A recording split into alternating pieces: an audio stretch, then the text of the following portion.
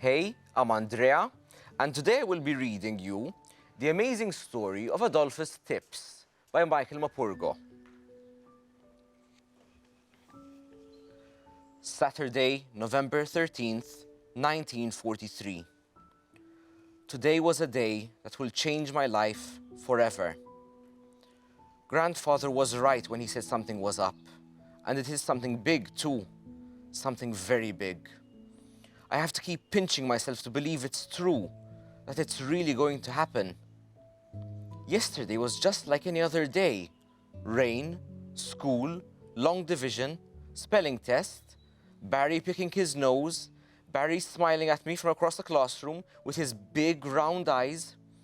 I just wish he wouldn't smile at me so. He's always so smiley. Then today it happened. I knew all day there was going to be some kind of meeting in the church in the evening, that someone from every house had to go, and it was important.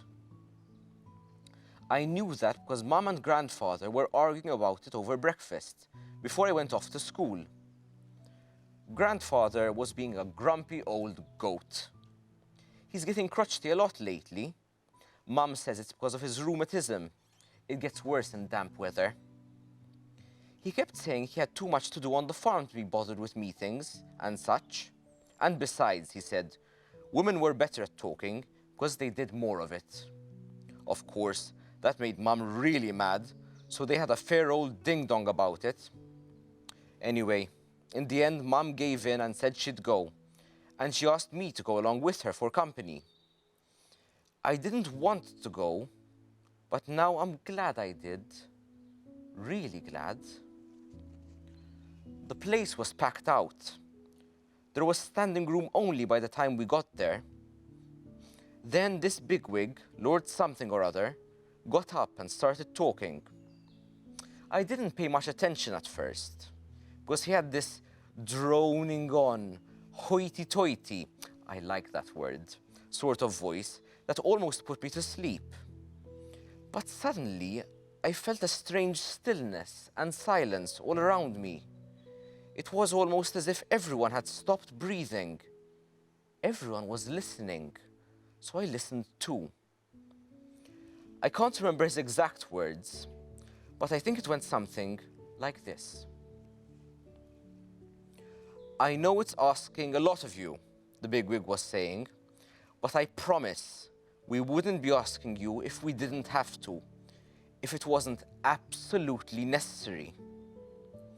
They'll be needing the beach at Slapton Sands and the whole area behind it, including this village. They need it because they have to practice landings from the sea for the invasion of France when it comes. That's all I can tell you. Everything else is top secret. No point in asking me anything about it because I don't know any more than you do. What I do know is that you have 7 weeks from today to move out, lock, stock, and barrel. And I mean that. You have to take everything with you: furniture, food, coal, all your animals, farm machinery, fuel, and all fodder and crops that can be carried. Nothing you value must be left behind. After the 7 weeks is up, no one will be allowed back, and I mean no one.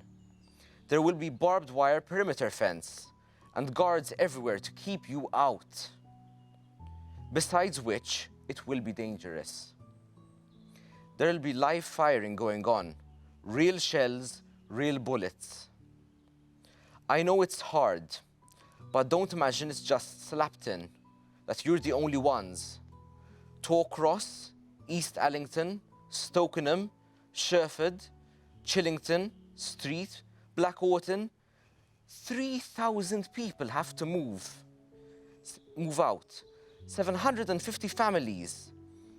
30,000 acres of land have got to be cleared in 7 weeks. Some people tried to stand up and ask questions, but it was no use. He just waved them down. I've told you, it's no good asking me the whys and wherefores. All I know is what I've told you. They need it for the war effort.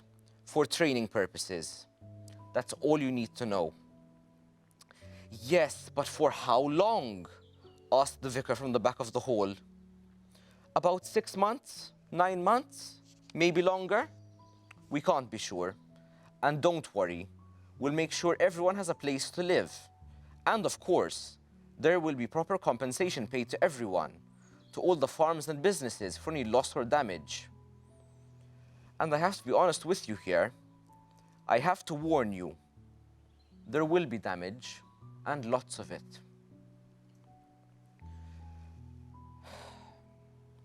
What would you take with you if you had to evacuate your home for such a long time?